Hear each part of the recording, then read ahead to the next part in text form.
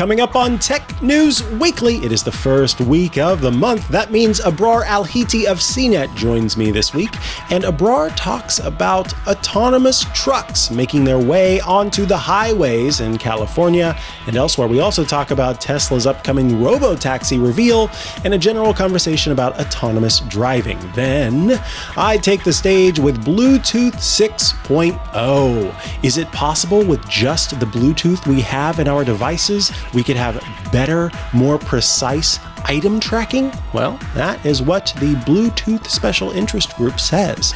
Afterwards, Mark Gurman of Bloomberg joins us to give us a rundown of what we can expect from Glowtime, Apple's September 9th iPhone event, before Kate Nibbs from Wired joins us to have a conversation about the Internet Archive losing an appeal to a copyright case surrounding the Internet Archive's National Emergency Library Program.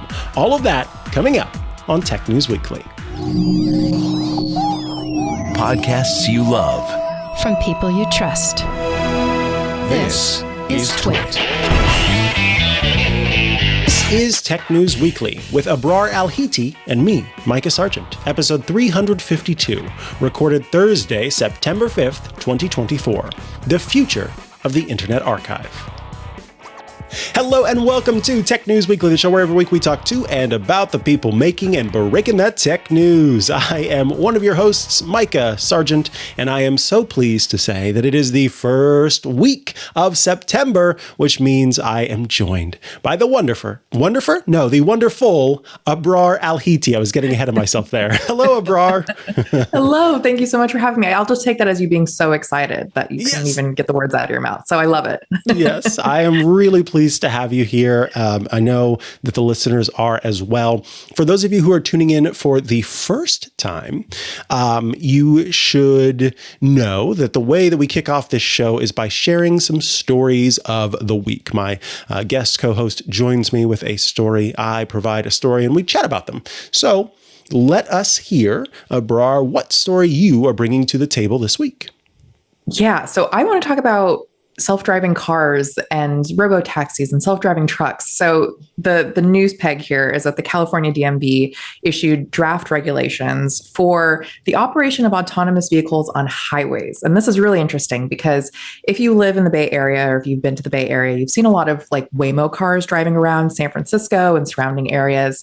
And that's just within the city, right? So these things don't really drive on highways yet in the area. But Waymo is testing its autonomous ride-hailing cars in the Phoenix area on highways, but that's still just tests, right? So that hasn't really rolled out widely. But these draft regulations for, operating these vehicles on California highways is interesting, not only for ride hailing in an autonomous car, but for trucks, right? Autonomous trucks are also something that these companies are really trying to tap into. So imagine delivering things in these self-driving vehicles and how that could change, everything. And I don't know, I just feel like it's a little scary to think about self-driving trucks. I mean, self-driving cars are really cool. And I'll be the first to say that I love riding in a Waymo. And I think it's really convenient sometimes to just be you in the car and blasting whatever music you want to listen to. But trucks are a really big deal, right? There's a lot more that you have to think about, a lot more related to safety,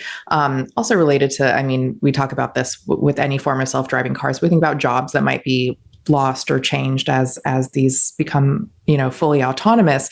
But for now, these regulations say that there needs to be somebody, in the car, like a human driver in the truck as they navigate these highways. That's usually how they start out before they become really fully autonomous.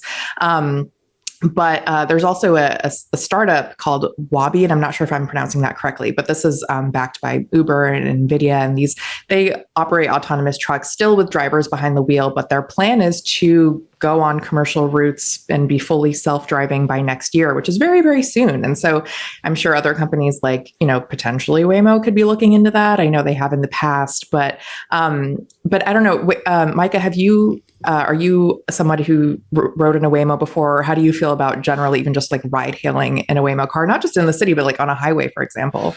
So I have to tell you, I'm a little bummed that before I moved, I didn't get the opportunity to try out one of these vehicles while it was still, I you'll have to remind me, it may still be invite only, but certainly during the invite only portion, I did get an invite and had planned on making my way up to the city. But then there were all of these things that were happening where it was like right after the city had made some choices that resulted in people getting upset. And so I thought, I don't want to be in one of these things while people are banging the sides of it with sticks or whatever. So I was like, I'll just hold off. I'll hold off. So I didn't ever get the opportunity to do so.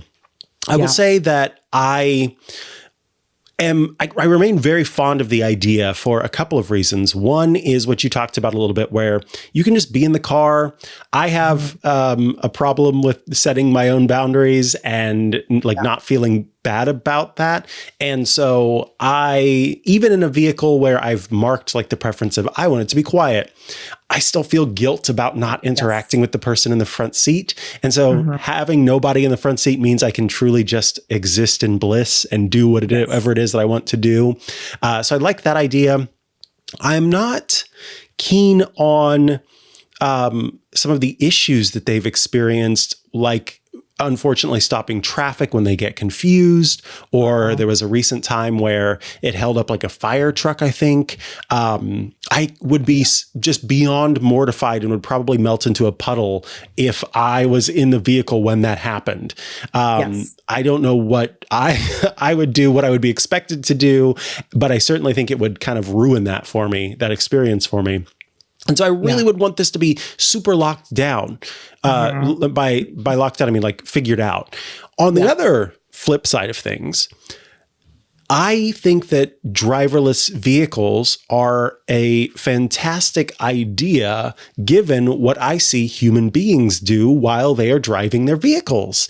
And the idea of having something that is constantly, consistently, and uninterruptingly focused on the road is a fantastic idea. And I love that that is a possibility, but it needs to be done well because, flipping a little bit to now talking about these trucks, these things are huge and where a car and some kind of, crossovers and even some SUVs are designed in such a way that if they were to hit a pedestrian underneath a certain speed, at least, that there's a good chance that the person would not be completely killed. There's very little chance that you're going to survive a collision with a semi-truck. And given that, I think that more consideration needs to take place. And it does, in a way, make me feel a type of way that the DMV alone is, not alone, but that the DMV is kind of the ruling body for this. It almost feels like it needs to be, some sort of elected body that takes charge because of the fact that the choices that they're making have literally a direct impact on the humans and the safety of the humans who live in a place. And so it's like, so the DMV gets to decide whether we have these trucks that in some ways are not tested as much as we would want them to be out there on the road, doing their thing at speeds of 70 miles per hour or 55 or 60 or whatever they'll go. And so all of that makes me think, is it going to be a situation where you see one of those coming and you just get the heck out of the way? And so there'll be this weird sort of invisible force field around these around these trucks as you see the cars kind of go, okay, let me just get out of the way of this thing or get past this thing.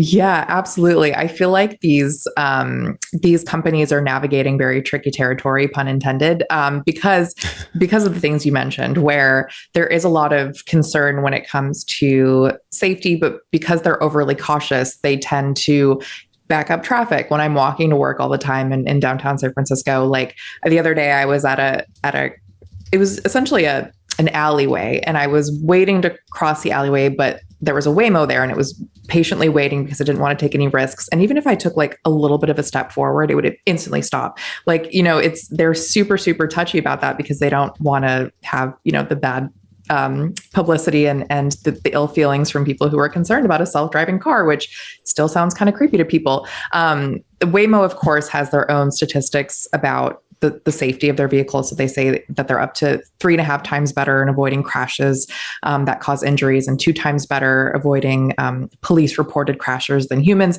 Again, this is from Waymo. So they're going to have the statistics to say, hey, this is actually smarter than what humans are capable of. And I do think there is some validity to that if the tech is there, right? Mm-hmm. And so, like you mentioned, like humans are humans, and we get distracted, and we have our phones, and we have even our touchscreen displays in our cars that can be a distraction. So I think, really making sure that, these Jaguars that are driving in downtown, that those ride hailing vehicles are able to handle the task is really, really crucial. And I'm sure the companies know this, making sure that that's locked down before you go onto a highway where, yes, people are going 70 miles an hour or more. And there could be some issues or some concerns there. But yeah, the trucking aspect is really interesting, because I believe, if I'm not mistaken, that trucking was kind of one of the main drivers, again, pun intended, for self-driving, because think about the ways that companies could utilize that and get things delivered, and perhaps in their book a more efficient way or a speedier way. And then I think companies kind of said, all right, let's start with ride sharing and dealing with like within cities before we branch out into that territory. So this could again open the door for that area too. That's almost also a pun. Open the door. This is fascinating because it becomes multi-layered, right? When I think about how rideshare, part of the gig economy, is a far newer concept and a far newer sort of business and job area than the sort of trucking industry in the United States and elsewhere. And so it's almost like what you're saying there, they were able to disregard the newer workers and sort of try to make a change there, versus what I might imagine has some money behind it and some lobbying ability behind it with the trucking industry. And so the idea that that they encroach on that territory is troublesome, because and I only know this from having a dear friend of mine during college. Her dad was he trucked. I can't think of exactly what they choose to call themselves, but he would drive trucks, and learning about how it really is the backbone of everything that we do as consumers.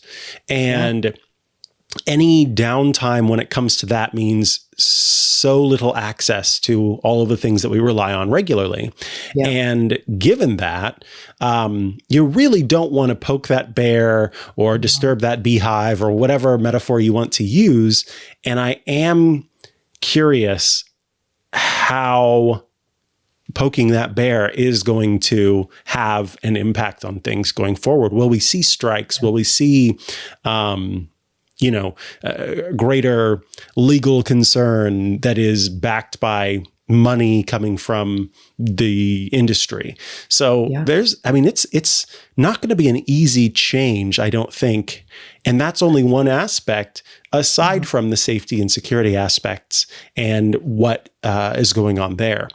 So there's a lot to pay attention to here. Yeah. And you're absolutely right in that, the trucking industry is a lot more established than, think of Uber and Lyft, upended taxis. And so that's already been an area that's been in turmoil and changes over the last several years. And so it was easier to be like, well, let's just change it again. Let's see, why not? And so I think it will take a little more effort. I do also just want to mention that Tesla is reportedly also going to unveil a fully autonomous robotaxi next month. The report suggests this would be at Warner Brothers Studio, which is really fascinating to me. That would be like a Hollywood treatment for something like this, which sounds very Elon Musk. But that's another area that I think could potentially inspire a lot of unease for people, because I think there have been a lot of claims on Tesla's part about having fully autonomous and fully self-driving when that hasn't actually, like, their full self-driving feature is not a fully self-driving feature. So there's been a lot of confusion there. So we already know that autopilot has also led to some crashes and deaths too. So it'll be interesting to see how Tesla navigates into that new territory and says, okay, here's really this fully autonomous robotaxi, which I also want to mention. One of the interesting things that Musk has said is that if you are a Tesla owner, you will be able to essentially use your car like an Airbnb. So someone could summon it like it was like a ride hailing service, and your car would drive off and like pick up that person. And then it's just interesting. We'll see how much of this materializes and how much we'll actually find out next month. How much is fluff and how much is reality? Yes, that's always one aspect of any Tesla announcement. We do need to take a quick break before we come back with my story of the week, joined here by Abrar Al-Heeti. This episode of Tech News Weekly is brought to you by our pals at Experts Exchange. Love Experts Exchange. You can join a network of trustworthy and talented tech professionals to get industry insights and advice from people who are actually using the products in your stack instead of just paying for expensive enterprise-level tech support. As the tech community for people tired of the AI sellout, Experts Exchange is ready to help carry the fight for the future of human intelligence. It's a big aspect of what they do. They want to make sure that you are aware that if you decide to become an expert, that your information is not going to be farmed for AI training. Experts Exchange gives you access to professionals in more than 400 different fields, including programming, Microsoft, DevOps, and more. Unlike other places, duplicate questions are actually encouraged. So you're not going to get that, go check out this link, we've already talked about this. No, they love answering questions. And I love that because it means that I'm more likely to ask them than I would be. I find myself kind of scared to ask on Reddit or elsewhere because somebody's going to shame me for asking a question that's been asked elsewhere. Their contributors are tech junkies who love graciously answering all the questions. One member said, quote, "I've never had GPT stop and ask me a question before. That happens on Experts Exchange all the time. They're proudly committed to fostering a community where human collaboration is fundamental. Their expert directory is full of experts to help you find what you need, including Rodney Barnhart, VMware vExpert, and a Twit Security Now listener, Edward Van Bilgen, Microsoft MVP and ethical hacker, plus Cisco design professionals, executive IT directors, and more. Other platforms will betray their contributors by selling their content to train AI models, but at Experts Exchange, your privacy isn't for sale. They stand against the betrayal of contributors worldwide. They've never and will never sell your data, your content, or your likeness. They block and strictly prohibit AI companies from scraping content from their site to train LLMs, and their moderators strictly forbid the direct use of LLM content in their threads. The supreme reward for attaining expertise is that fulfillment, that great feeling of passing your knowledge on to help someone in need. Experts, they deserve a place, could be you, where you can confidently share your knowledge without worrying about a corporation stealing it to increase shareholder value. And of course, humanity deserves a safe place from AI. So join Experts Exchange today and get 90 days free. I love this, 90 days free with no credit card required. You just go there and check it out. I think you're going to love it. e-e.com/twit to learn more. That's e-e.com/twit. Go there, get that 90-day free trial. Check it out. We would love to hear about your experience.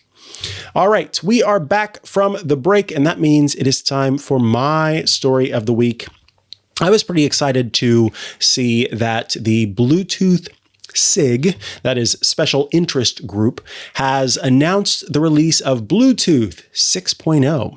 Bluetooth 6.0 is the latest version of Bluetooth that includes some new features. And before I get into that, I do want to mention the Bluetooth Special Interest Group, or SIG, is the kind of governing body, so to speak, behind the Bluetooth specification. So anytime new features or new bits of the specification are announced or rolled out, they're coming from the Bluetooth Special Interest Group. So with this latest version, the core spec has gotten an update that includes a few new features, including Bluetooth channel sounding, decision-based advertising filtering, monitoring advertisers, ISOAL enhancements, LL extended feature sets, and the frame space update. We're going to talk about a few of these. Some of them are very, very, very, very, very complicated and involve stuff that, as just kind of Bluetooth users, we aren't going to be impacted directly by. But one of the big things that's happening is the introduction of Bluetooth channel sounding. So with Bluetooth channel sounding, it is a feature that it gives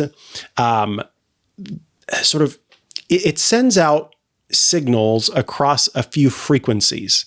And by sending out these signals, it's able to determine how close something is, according to the Bluetooth Special Interest Group, up to centimeter precision. So with this, it gives you a better accuracy of understanding the distance between two devices. And so you can imagine that a signal gets sent out to your iPhone from an AirTag, for example, and another signal gets sent out at a different frequency. They know how long it takes these frequencies to travel between two places. And by comparing the time that it takes for that signal to reach its destination and the other one, you get even more information about how far away that item is than you would if you're just doing standard kind of pinging of a device. So with that kind of extra degree of signal pinging, you have more information about that. And that means that the distances are much more precise, which is pretty cool. So right now, the way that Apple provides for being able to precisely measure the distance between two items is using what they call the ultra wideband chip. This is a different technique that also claims to provide centimeter and in some cases millimeter accuracy, although that has not been my direct experience. And with this, it wouldn't require, an extra chip. It could do it with just Bluetooth alone. Now, it's not just Find My Stuff that the channel sounding has been introduced for. It's also for things like unlocking your car or unlocking a hotel room. So up to this point, lots of vehicle manufacturers who have introduced technology like this have either used NFC, near field communication, to provide this kind of unlocking mechanism, or they've gone the route of using Bluetooth, knowing that it is less secure and that a man-in-the-middle attack could happen where someone sort of replicates the signal being sent from one device to your car and, grabbing that and then using it itself. With this new channel sounding, you would at least have a more precise understanding of where the originating device is. And then you could know that if a man-in-the-middle attack was happening. That's the hope anyway. So it would make that more secure, which could mean that more cars choose to adopt something like Bluetooth unlock for their vehicles. So there are a couple of other features that I think are interesting, but I did want to ask, Abrar, if you have used at any time any of the kind of tracker technology that exists, if you find it helpful, and how you're feeling about having, in theory, even more precise understanding of where something is. Yeah, absolutely. So my AirTag is always on my keys, and unless I'm traveling, then it's in my suitcase. But I like what you mentioned about the ultra wideband on the iPhone and how things like precision finding, where you can kind of really get that more accurate idea of where something is, that can be really helpful. But I love the idea of something like this being, across device, that level of accuracy being across devices. Because if there's one thing about Apple that we know, it's that they love to be exclusive, right? Think about the fact that AirTags don't even work with other devices. So I think having this kind of feature is really helpful. So you could use it across whatever your device or tracker of choice is. And I think that safety element of having your car keys or your hotel key not be intercepted is also something that should give a peace of mind. And I noticed in this article, this is Bluetooth's last major update was in 2016. I mean, it's time, right? Like it's about time we had something that really brought it into the modern age and also tackled any modern day issues. Absolutely. I love it. It's really what you're talking about there with the exclusivity. This should be something that all people are able to have access to. And especially given that it's apparently something that can be achieved with Bluetooth, which is already a technology that's in so many devices. So it makes it less exclusive, and it also makes it more helpful. And you can imagine then, some stuff that has Bluetooth in it, like a pair of headphones, a firmware update, potentially could result in me being able to find my headphones where before I had to have an AirTag attached to them, or I had to, use a tile tracker attached to them. Now I can just use my phone with an app and find where it is. I think that's so cool. I wanted to mention a couple of the other things that are kind of fascinating. They talk about decision-based advertising filtering. That is a lot of words that basically means that as it stands, when a device is, say your computer is looking for a specific product, there's a kind of main channel that sends out signal. And so it will kind of give information to your computer. So a mouse, let's say, a mouse will give information to your computer on this primary channel, and the secondary radio channels will have other information on them that the computer might need or might not need. And so in doing that, it can kind of result in things taking a little bit longer because it doesn't know which secondary channel it should be looking for, or it has to do that with every single item. So decision-based advertising filtering just means that kind of both devices will have a little bit more information about each other, and it can also send more information over the primary channel, meaning that it's not taking as long. So if you've ever opened your settings app and you've gone into Bluetooth and you've watched it spin and you've waited and finally an item appears, this is what is going to help improve that, as well as something called monitoring advertisers. With monitoring advertisers, it is a little bit like the first one, except this time, think about if you went into the Bluetooth settings on your computer, thereby activating kind of the search feature, and you were looking for a pair of headphones that you have in front of you, and it keeps not showing up. But finally, it shows up, but it's as you stood up and walked away, and you were in frustration, and so you come back after having chucked the headphones across the room. You come back, and the headphones are still showing up in the Bluetooth settings, and you're like, "Oh, now I can connect them." You try to connect them, no, you threw them across the room. They're no longer within range, and this is going to help with that kind of thing. Basically, what I'm saying is if an item moves out of range, it's going to know that a lot faster than it would have otherwise and get it off of that list faster when it's actually out of range. So a few little changes there that I think folks can be excited about. But of course, yes, Bluetooth 6.0 is that main, or the sort of finding functionality of Bluetooth 6.0 is definitely the main feature there. Abrar, anything else you would like to say about this topic before we let you go? No, other than I'm glad people don't have to chuck their headphones across the room anymore. This would be great. Yes, we could all be pleased. Although I guess the drywall repair industry might be a little upset, but what can you do? We'll take it. Yeah. Thank you so much for your time, Abrar. Of course, folks can head over to cnet.com to keep up with what you're doing, but where else should they go to always be ready for what you've got next? Yeah, you can follow me on Twitter. It's Al-Heeti_3, or on Instagram. It's my first and last name, Abrar Al-Heeti, no spaces. And if you want to have a little fun, I'm on TikTok. It's not professional at all, but it's a good time. It is a good time. Everyone should head there.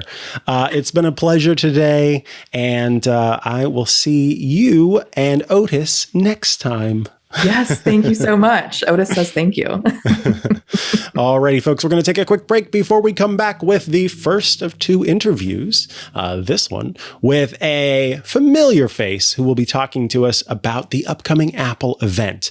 But I do want to tell you about Veeam, who are bringing you this episode of Tech News Weekly. Without your data, your customers' trust turns to digital dust. There's a little rhyme there. That's why Veeam's data protection and ransomware recovery ensures that you can secure and restore your enterprise data wherever and whenever you need it, no matter what happens. As the #1 global market leader in data resilience, Veeam is trusted by more than 77% of the Fortune 500 to keep their businesses running when digital disruptions like ransomware strike. That is because Veeam lets you back up and recover your data instantly across your entire cloud ecosystem, proactively detect malicious activity, remove the guesswork by automating your recovery plans and policies, and get real-time support from ransomware recovery experts. Data, it's the lifeblood of your business. So get data resilient with Veeam. Go to veeam.com to learn more. That's VEEAM.com to learn more. And we thank Veeam for sponsoring this week's episode of Tech News Weekly. And now we are back from the break. As many of you know, Apple has an event on Monday. And as many of you also know, September is typically the time when Apple announces a new iPhone. Joining us to talk about whether that is or is not the case is Bloomberg's own Mark Gurman. Mark, welcome back to the show. Thanks for having me. Yes, they will be announcing new iPhones this month. Gasp. Yes, shockingly, on Monday. So you'll see new iPhones, you'll see new AirPods, and you'll see new Apple Watches. So they're sticking to the usual formula. And I think the big things this time around will be more so the non-iPhone products. I don't think the iPhone update yet again is going to be anything of massive significance. I guess last year was pretty significant with the move to titanium. You can argue how big of a change that is, but I think it was a pretty big change. This year, the phones are going to look essentially the same. You're going to get that camera button to control the camera, hardware key for the first time. The Apple Watch and the AirPods will be getting the bigger enhancements. Yeah, so let's then, I guess we should start with the iPhone since there's not a whole lot to talk about there. We've been hearing about this capture button for a while now, and I was curious to hear your take on the capture button in terms of, well, first and foremost, are all of the iPhones going to have action buttons this time around?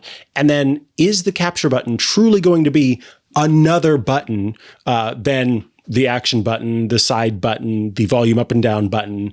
And what do you know about whether it's going to be a physical clicky button or a capacitive button or what all of that involves? Can you tell us about that? Sure. Yes, all the phones will have the action button. All the phones will have the camera button. And it's interesting because, most people thought they were going in the other direction, moving as many buttons as possible. But here we are adding 2 buttons now to the regular models and adding 1 new button to the Pro models. Obviously, the action button came to the 15 Pro and Pro Max last year. It's a physical button, so you can physically click it, but it's capacitive in the sense that you can swipe on it and it's pressure sensitive, but it's a real button. There was speculation that Apple was moving away from physical click-in buttons around the phones, something called Project Bongo, but that was abandoned due to cost and engineering issues.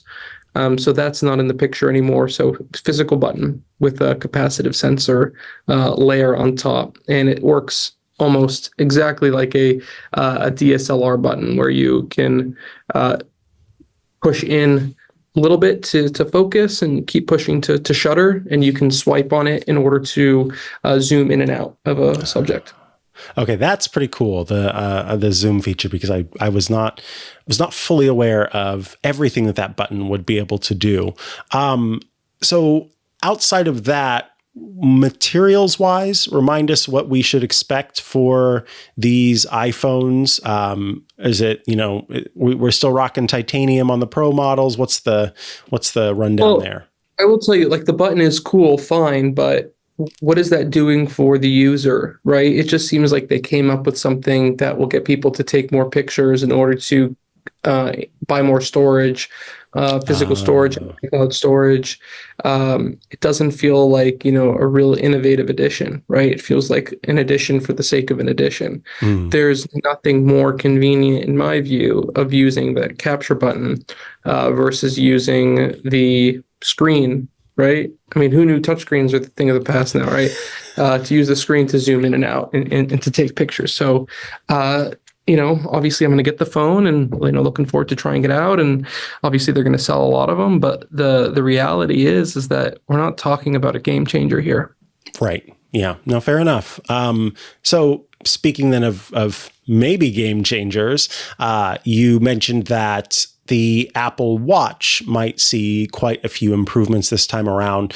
Arguably, for the first time in a while, it would result in people making an upgrade if it's going to at least look a lot different from what we've had thus far. So tell us, what are the changes that we should probably expect when it comes to the Apple Watch?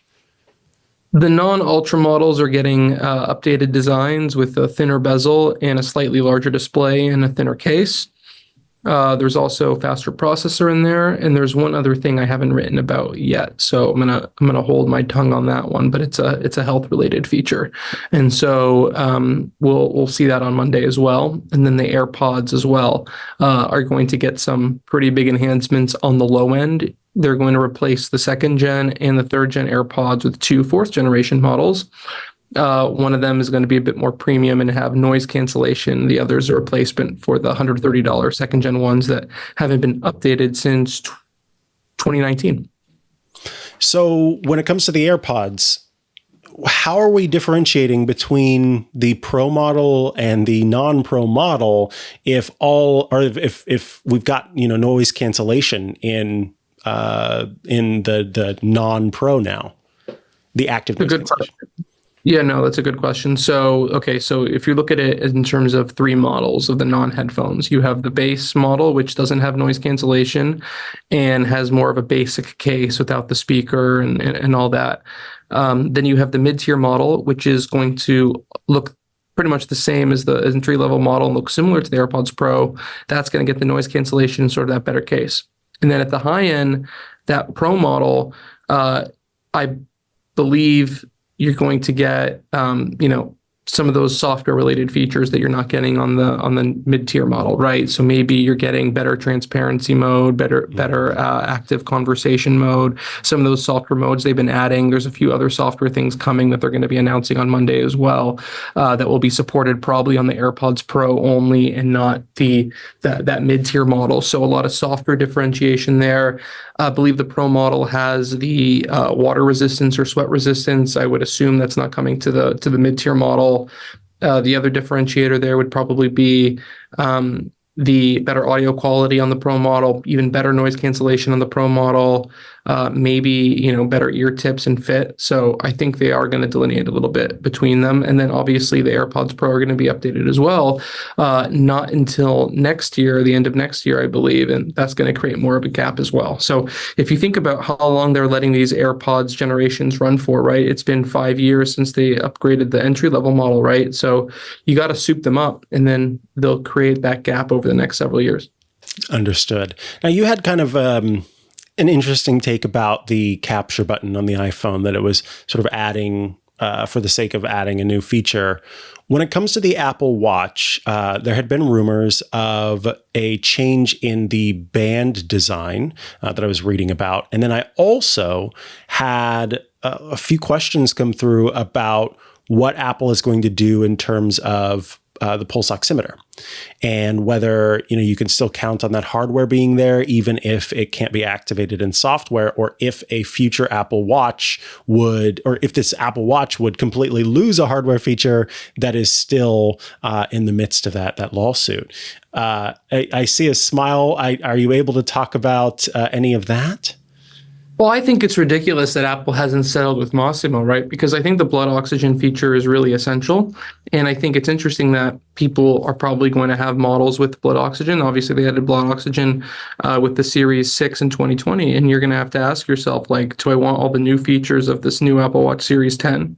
But then if I do that, I'm going to lose blood oxygen, because as far as I know, there's not going to be blood oxygen on these new models.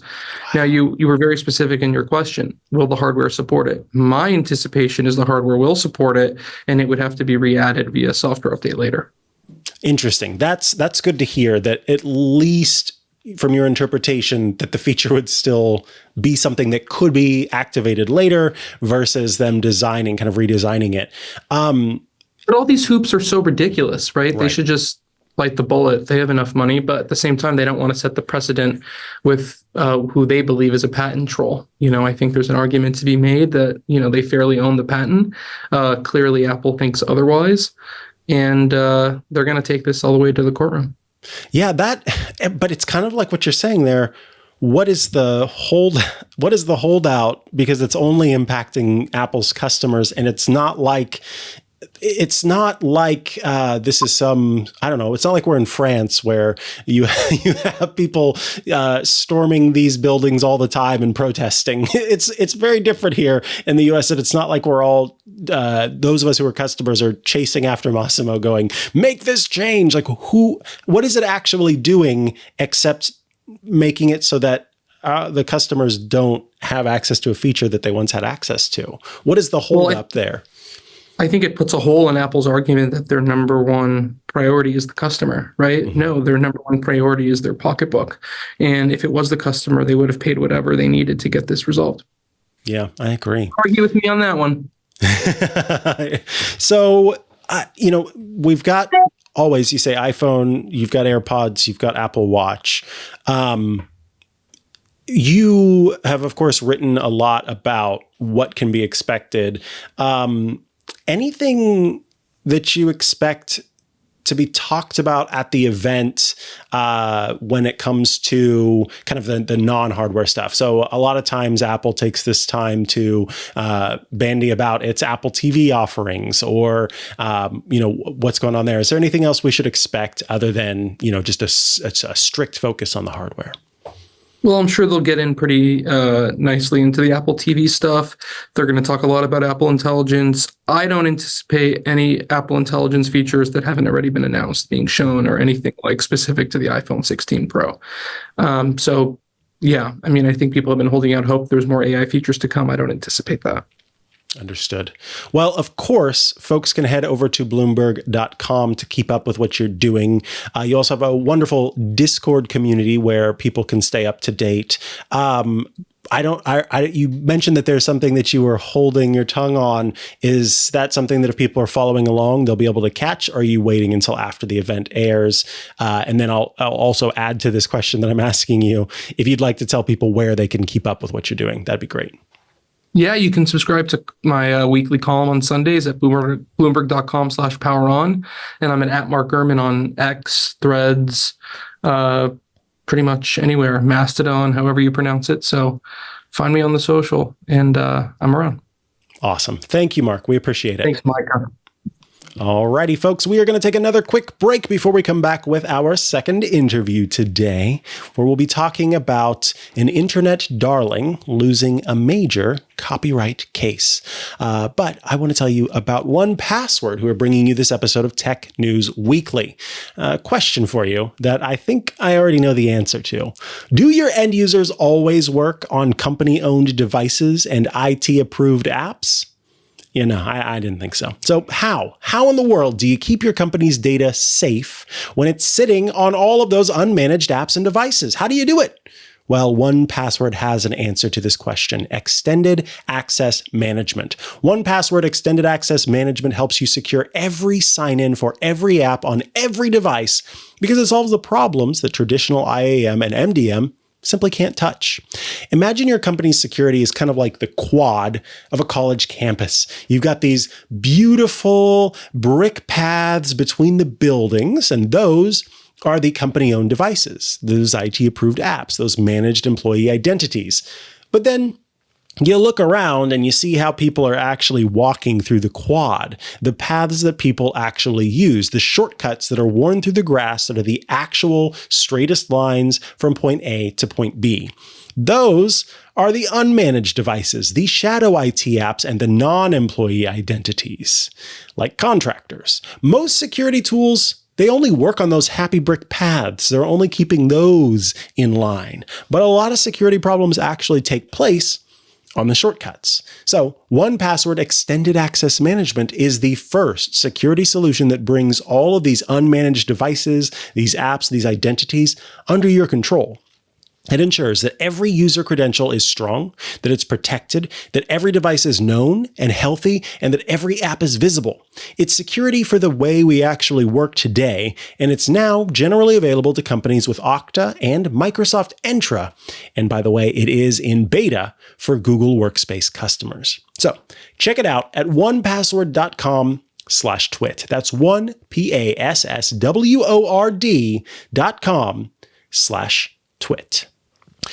Alrighty, we are back from the break, and that means it's time for our second interview, this time with senior writer of Wired. It is Kate Knibbs who joins us again on the show. Welcome back, Kate. Hey, thank you so much for having me. Yeah, I am pleased to get you here to talk about this. You know, a lot of our listeners, a lot of our viewers are big fans of the Internet Archive and have probably been watching as the Internet Archive kind of works through this court case involving copyright. And so I'm really glad that you were able to write about this and join us on the show to talk about it. I was hoping you could start by explaining what the Internet Archive's National Emergency Library Program was, and then why it's led to a lawsuit. Sure thing. So the Internet Archive, in addition to archiving most of the web, its most popular project is definitely the Wayback Machine, which basically preserves different copies of old websites. It does lots of other archiving, and it has a book lending program that it's had for years called the Open Libraries Initiative, where it would scan physical copies of old books that it had either purchased or had received as donations. And then it would allow people to check the books out for free on a 1-to-1 loan ratio. So if they had one copy that they purchased or otherwise possessed, they would loan it out one at a time the same way as though it was a physical book, even though it was a PDF. During the pandemic in March 2020, when all of a sudden it was incredibly difficult for people to access libraries and bookstores, and there was a lot of demand for different ways to access books, the Internet Archive made the decision to launch its National Emergency Library. And what that was it took that 1-to-1 cap off of some of the books. And instead it allowed many different people, sometimes theoretically thousands. I don't know if that many people actually checked them out at once, but they allowed a lot of people to check out these scanned versions of physical books out. And that really made a lot of book publishers pissed off. So for years, the book publishers had kind of been looking the other way, I think in large part because the Internet Archive is so beloved. But when they went and removed the cap, it made them mad enough that they filed a lawsuit. And the Internet Archive actually only ran the National Emergency Library without the caps for under 6 weeks. So it was a very short-term program that was really only meant to fill this gap that arose during the pandemic. But the damage was sort of already done. And so the publishers filed this lawsuit in June 2020, I believe. And it's been winding through the courts ever since. Understood. Now, let's talk about the main argument when it comes to Internet Archive. In this lawsuit, what has been the main argument there that the Internet Archive has used? And then I think more importantly now, why was it rejected in this appeal of the copyright case? So the argument that the Internet Archive used is it mounted a fair use defense. So the fair use doctrine is something in U.S. law that actually permits copyright infringement under certain circumstances. It's why, for instance, someone who's writing a satirical poem can take elements of a copyrighted poem and not get sued. It's why journalists are allowed to quote from different texts without having to license said texts. It basically is a provision in copyright law that exists to sort of balance out the interests of the public and being able to access information and speak freely and comment on events with the interests of copyright holders. Fair use, I mean, it's been around forever, but recently it's been in the news a lot because it's also sort of the linchpin of a lot of the defenses that are being mounted by AI companies that are being sued for copyright infringement. So people are hearing about it more and more. And the Internet Archive's defense was, the way that we are using these books is fair use. We've purchased copies of these books or they've been donated to us. Yes, we are scanning them and making them available, but the way in which we're doing it should be legal. It's transformative. There are 4 different factors that are taken into account when a court is going to determine whether something is fair use, and whether it's transformative is one of those things. So that was their argument. It wasn't denying that it was a copyright violation. It was just arguing that copyright violation was fair use and thus legal. And, actually, there are a lot of really important internet law cases that have hinged on fair use. One very famous one is a Google Books case, where Google argued that, putting the snippets of books that you now see whenever you search for a book on the internet was fair use. And Google won that case. And that's why we have Google. That's why Google Books exists. So the Internet Archive, thought that they had, I think, a decent shot of winning this, considering that fair use defenses had been successfully mounted for book digitization efforts in the past. However, last year, the district court judge who ruled this case basically rejected all of their arguments and found in favor of the publishers. And now, just this week, the appeals court has once again found in favor of the publishers and just did not buy that the fair use defense was applicable here. Reading through the judgment, you'll see the judge says, it's not transformative. They argue that even though the publishers they didn't have to prove that it caused them financial harm, but the judge basically said, well, you can't prove that it didn't cause financial harm and take sales away. So it was a pretty resounding loss for the Internet Archive. Yeah, and apparently there was some involvement in the initial district court's decision with the status of the Internet Archive as a nonprofit. Can you explain, because that part was a little confusing to me, I'll be honest. And it was confusing to me too when I first started researching it, because the Internet Archive is a nonprofit. It really is not operating based on a profit motive at all. It's existed for decades, really with the intention to just make more information accessible to people. It doesn't have like huge coffers that it's sitting on. But what it does have, it solicits donations. It has a donation button on its website, as most nonprofits do. Mm-hmm. And it also purchased this company called Better World Books, which is sort of like a used bookstore, online bookstore situation. But that's not a very lucrative operation. And that basically existed to help them also solicit donations of books. So even though I think it's pretty clear to like 99 people in a room, if you take a glance at how the Internet Archive operates, that it's a nonprofit. The original ruling argued that it might not be, and it might have commercial interests because it had that donation button. And this new ruling the small victory that emerged for the Internet Archive from this ruling is that the judges were like, no, okay, it's clearly a nonprofit. So yeah, I guess that's sorted out. People now can point to this ruling and say, no, it's not commercially motivated. This is a nonprofit. Understood. Are there other legal challenges that the Internet Archive is facing? Maybe because of the way that this is going, but also just in general, given what the Internet Archive does and how it seems to be somehow a thorn in the side for some organizations and groups.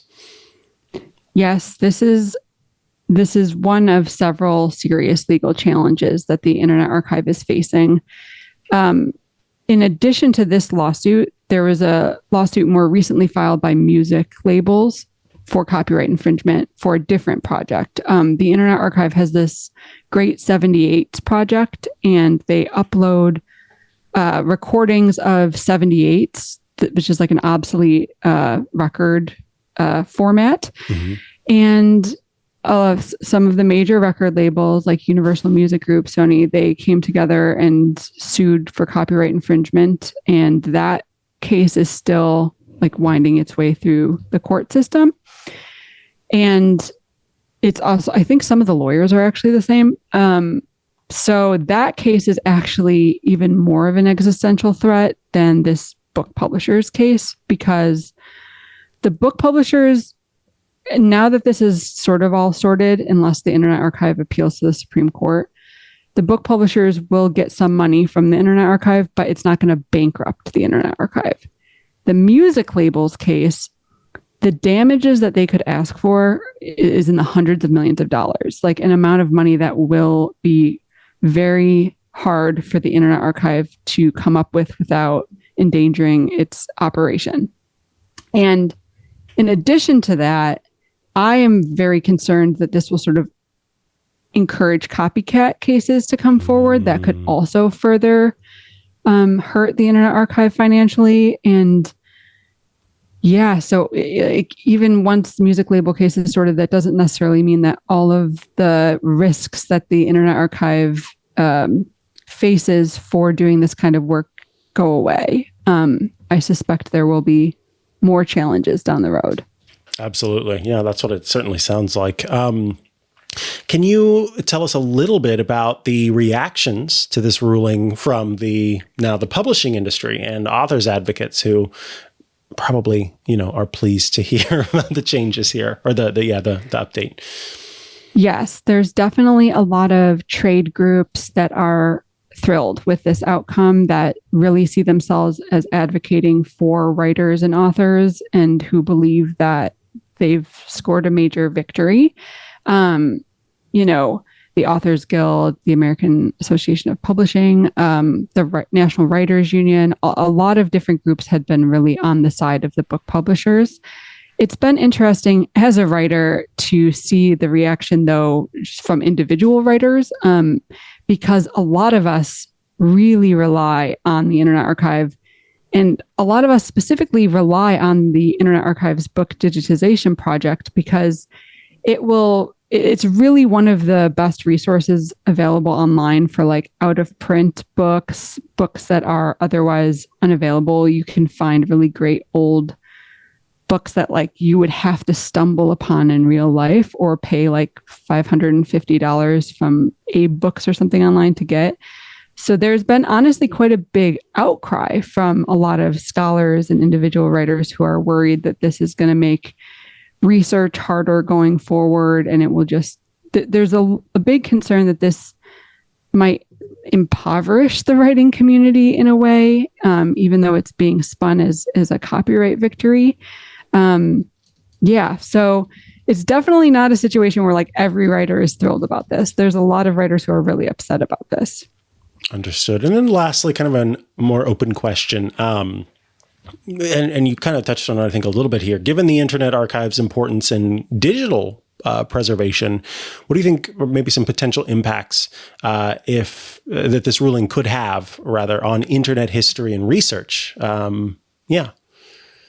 Well, if this ruling ends up, creating a domino effect and endangering the Internet Archive and making some of its services unavailable to people, it will be an incredible loss. The Wayback Machine, the Open Libraries Project, these are all incredibly valuable, sort of unparalleled resources. Like there's no easy replacement out there for them.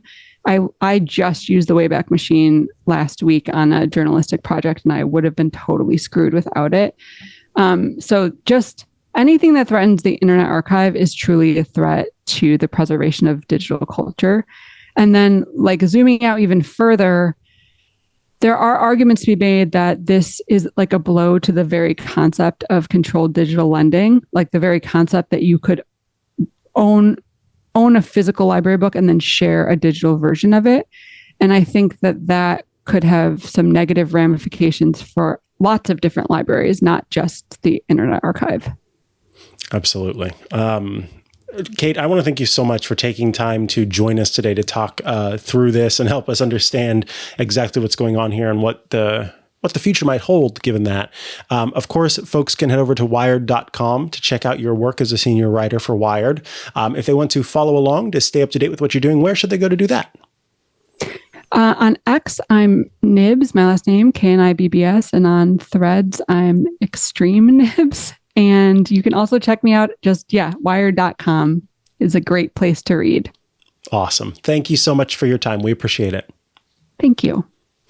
And with that, folks, we have reached the end of this episode of Tech News Weekly. The show publishes every Thursday at twit.tv/TNW. That is where you go to subscribe to the show in audio and video formats. If you would like to get all of our shows ad-free, check out Club Twit. For just $7 a month, you can get every single Twit show with no ads. You also gain access to the exclusive Twit Plus bonus feed that has a content you won't find anywhere else, behind the scenes, before the show, after the show. Special Club Twit events get published there, and access to the members-only Discord server, a fun place to go to chat with your fellow Club Twit members and also those of us here at Twit. If that's not enough for you, well, you also gain access to the video versions of our Club Twit shows, like iOS Today and Hands on Mac. So if you'd like to check those out and see what I am doing, you can do that there as well. If you want to follow me online, I'm at Mikah Sargent on many a social media network, or you can head to chihuahua.coffee. That's CHIHUA.coffee, where I've got links to the places I'm most active online. Thank you so much for tuning in today, and I will catch you again next week for another episode of Tech News Weekly. Bye-bye.